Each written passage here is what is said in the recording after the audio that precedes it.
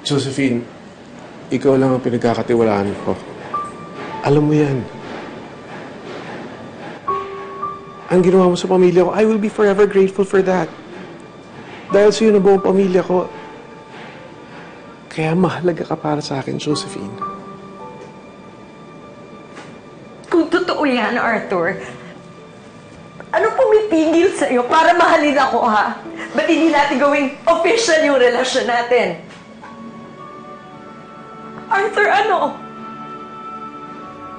Sabi mo nga sa akin, ako na ba yung kapalit ni Bettina sa puso mo?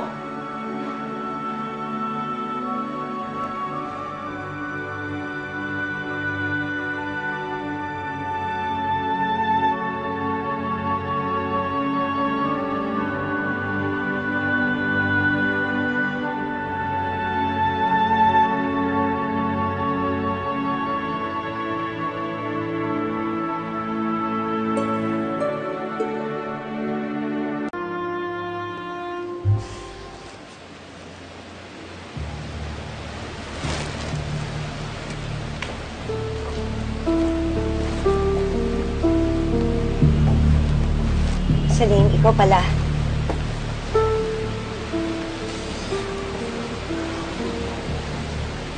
Iniisip mo pa rin ba si Sally?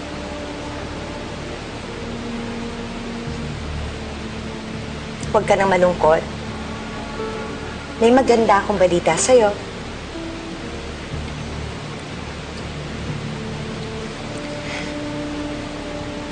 Tungkol po kay Manang Sally. Tungkol sa amin ang daddy mo. Josephine? Arthur? Celine? Celine? Mag-uusap lang kami ng Tito Josephine mo. Could you excuse us?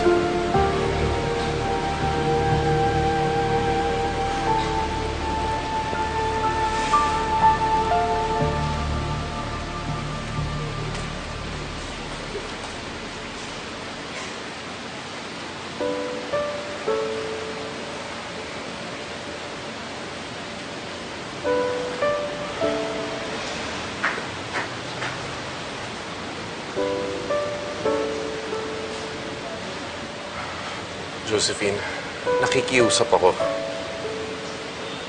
Pwede bang huwag na natin ipaalam sa mga bata tungkol sa relationship natin? Bakit, Arthur? Wala namang masama tungkol sa atin, ah.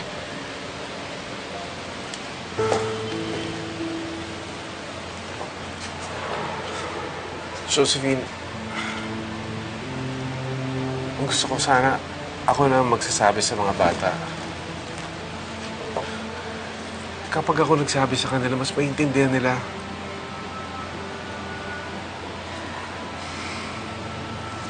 Okay, Arthur. Ikaw ang bahala. Hindi naman natin kailangan madaliin. Ang importante lang, klaro sa ating dalawa, ang relasyon natin. Thank you. Jo, ano, tara? Malalig na tayo sa pupuntahan natin. Oo nga pala. I have to leave. Alright. Bye. Ingat kayo. Sige.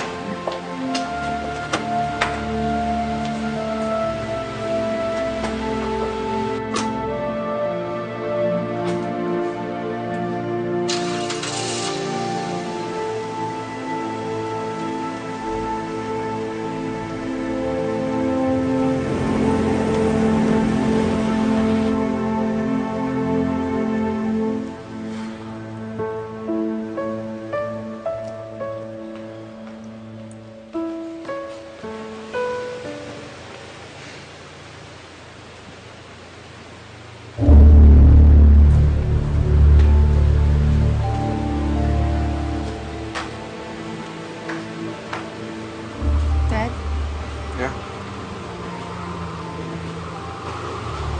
ano yung dapat sasabihin ni Tita Josephine kanina? Dad, may relasyon na ba kayo?